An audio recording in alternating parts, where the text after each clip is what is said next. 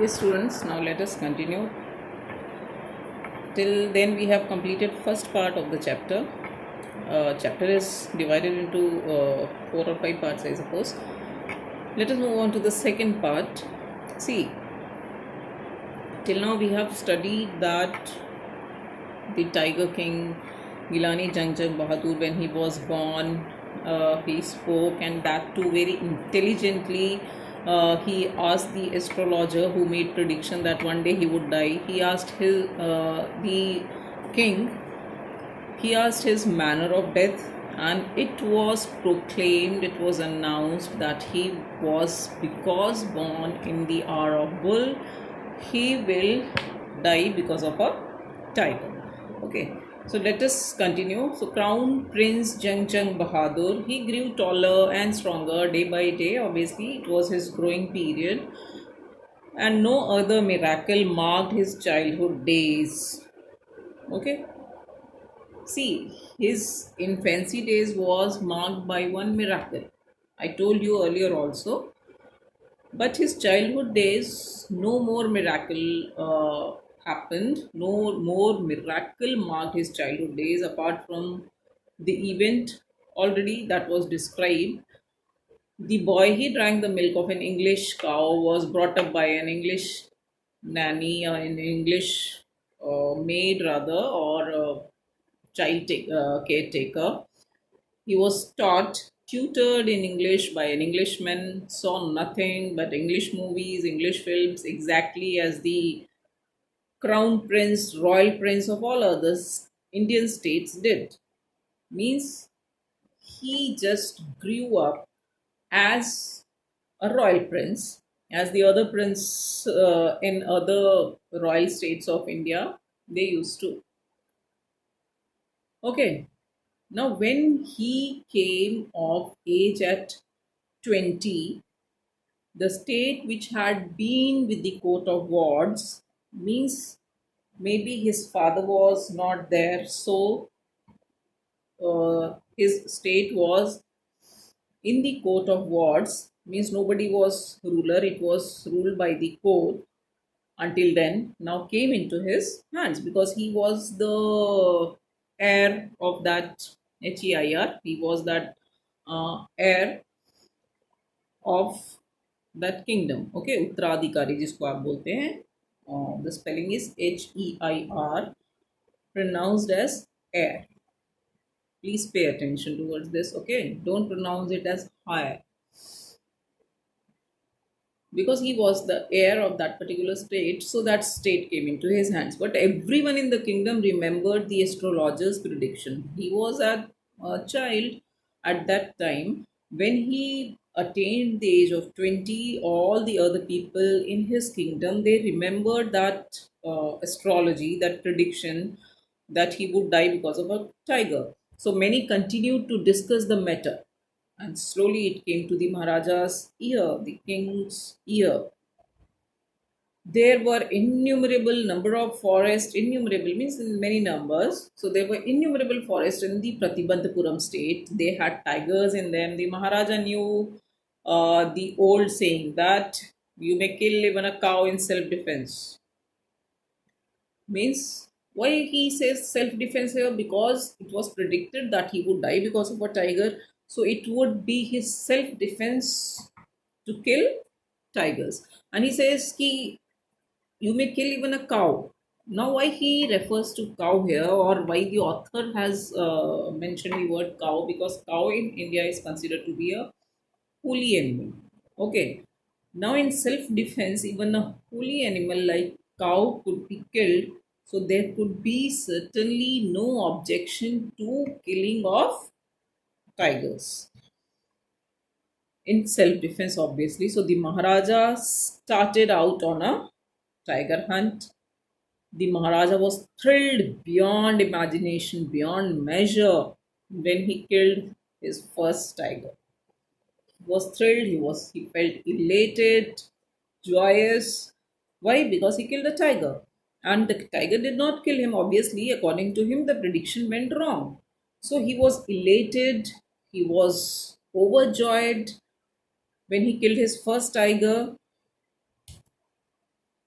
He sent for the straight astrologer means he sent for. Underline this phrase, it is he called. Okay. Sent for here means he called. So he sent for the straight astrologer and showed him the dead beast, the dead animal. Here the animal is king. And then he asked a simple question, what do you say now? Your prediction is wrong. Your Majesty may kill 99 tigers in exactly the same manner. The astrologer the astrologer said, Your Majesty may kill 99 tigers in the same manner, exactly the same manner, but, and here astrologer drawled means his voice become very low. Here drawled means he felt rather a bit afraid to speak further. So that is the meaning of drawled. Yes. Okay. Drawled again. This is a new word for you students. So drawled is when your voice become very low, your speak becomes very low. That is drawled. The astrologer, but what? Speak without fear. But you must be careful with the 100th tiger. This is what the astrologer said. Means you will kill 99 tigers, but beware of the 100th tiger. You must be very careful about the 100. But what if the 100 tiger were also killed? Now, because he had gained that confidence also, he had already killed one tiger. The astrologer says, then I will tear up all my books on astrology, set them on fire, and I shall cut off my tuft. Tuft, you know that many astrologers they keep on their head. So he says, I shall cut off my tuft, crop my hair short, and become an insurance agent. Become an insurance agent, simply he wants to say, I will leave astrology. The astrologer finished on a very incoherent note. Incoherent note again here means very unconnected speech. He was little bit maybe afraid. So he ended up his speech in a very incoherent way. From that day onwards, this is part 3.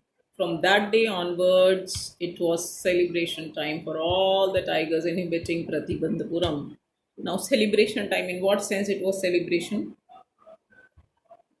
Because the king was now on his spree to kill more 99 tigers when he had already killed. And according to the astrologer, he would be killed by 100 tigers. But this time was the celebration for the tigers who were inhabiting, who were residing, who were living in Pratibandhapuram. Why? To my question, maybe. So, because the state banned tiger hunting by anybody, nobody could or nobody was allowed to kill tiger except the Maharaja. Maharaja was free and others were banned. This is, see, also it has a deep meaning, students, that hunting in our country is also banned, isn't it? But it is not nowadays that it is Maharaja who go and kill wild animals, but it is because of some personal gain, just to sell their bones, just to sell their skin. Some people are still into hunting. So this line itself is a satire. Okay. Uh, so the state banned tiger hunting by anyone except the Maharaja. A proclamation, an announcement was issued to the effect that if anybody dare to fling so much as a stone at a tiger, if anybody even throw a small stone at a tiger, all his wealth, all his property would be confiscated, would be seized. SEIZED, seized, taken away. Okay, confiscated. Seize and seize, these are again two words, same pronunciation, different meaning. Ceasefire, I have already told you. CEASE, that is a to stop. Here it is confiscated means seized. Seized. So what was the announcement made? That, two mark question, anybody even if is seen throwing flinging a small stone on a tiger, forget about hunting, his property and everything, wealth, property, everything would be confiscated, would be seized, would be taken away. The Maharaja vowed, he took a pledge, VOWED, to take a pledge. Okay, so the Maharaja vowed he would attend to all other matters. All other matters of what? Related to his ruling the kingdom. See, Maharaja and kings, they also have to look after many things because they are the ruler, they are the king, and they have to look into the matter, the problems of their kingdom. But he vowed that he would attend to all other matters only after killing the 100 tiger. Initially, the king seemed well set to realize his ambition, to fulfill his ambition. Okay, not that he faced no danger. There were many times. This is again a question. Even in the board exam, there was a question: what were the problems that the king faced in his hunting spree or in his hunting of 100 tigers? This was a 6 mark question in this year board examination, students. So be very attentive and careful. Not that he faced no danger. There were times when the bullet missed its mark, the tiger leapt upon him, jumped upon him, and he fought the beast, he fought the animal with his bare hands without gun. Each time it was the Maharaja who won the battle. It was the tiger who was killed, and each time the Maharaja won. Okay. One another problem that he faced during his hunting spree was that another time he was in danger of losing his throne. THRONE, throne. Okay, his kingdom. Why? Because a high ranking British officer visited Pratibandhapuram and he was very fond of hunting tigers. He liked tigers hunting and founder of being photographed with the tiger he had shot. Means he had two ambitions, or you can say he was two. He liked two things very much. That British officer. What were the two things that he liked? One was killing tigers, and second was being photographed with the body of that tiger. Okay, the tiger that he had shot. As usual, he wished to hunt tigers in Pratibandhapuram. Who is he here? The British officer. He wanted to hunt one tiger in Pratibandhapuram. But the Maharaja was firm in his own resolve, in his own determination. What was his determination? To kill 100 tigers. Okay, so resolve here means his determination. Maharaja, he was very firm, determined. So he refused the permission. He refused whom? The British officer. And he says, I can organize any other hunting. Means he told the British officer he should come to Pratibandhapuram and can hunt any other animal but tigers. Means living tigers, can hunt any other animal. So he says, I can organize any other hunt. You may go on a boar hunt, you may conduct a mouse hunt. We are ready for a mosquito hunt, but tiger hunt, that's not possible. The British officer's secretary then sent word to the Maharaja. Means he sent a message here. Sent word here means a message to the Maharaja through the Diwan that the Durai here is British officer, himself did not have to kill the tiger. This was a message again that okay, fine. He did not want to kill the tiger himself. The Maharaja could do the actual killing, means the Maharaja could hunt the tiger. What was important to the Durai was a photograph of himself holding the gun and standing over the tiger's carcass. Carcass is dead body. He said, okay, fine. The British officer has agreed to the fact that the killing would be done by the king himself, but he wants to be photographed with the carcass, with the dead body of the tiger. This is a new word, maybe students, for you: CARCASS, that is the dead body. But the Maharaja would not agree even to this proposal. Why? Again, a 2 mark question. Because if he relented now, if he allowed now, relented means if he gives the permission, if he allowed now to a British officer, what would he do if other British officers turned up for tiger hunts? Means if one British officer is allowed like this, maybe there would be other another British officers who would come for with the same request. So to avoid all this, he simply did not relent, did not allow. But because of not allowing, what happened? Because he prevented, because he checked a British officer for fulfilling his desire, the Maharaja stood in danger of losing his kingdom. Yes, this was the problem at that time during the British rule. Now he was afraid of losing his own kingdom. Now what to do? So the Maharaja and the Diwan, they held deliberations. Deliberations here means meetings and discussions. Otherwise, deliberate attempt means when you do something on your own, जानबूझ के जिसको कहते हैं, that is deliberate. But here deliberations. Deliberations means when you discuss something, meeting or deliberations. So the Maharaja and the Diwan held deliberations over this issue. As a result, a telegram was dispatched, sent forthwith to a famous British company of jewelers in Calcutta. And what was the telegram sent to the British company of jewelers? Send samples of expensive diamond rings of different various designs.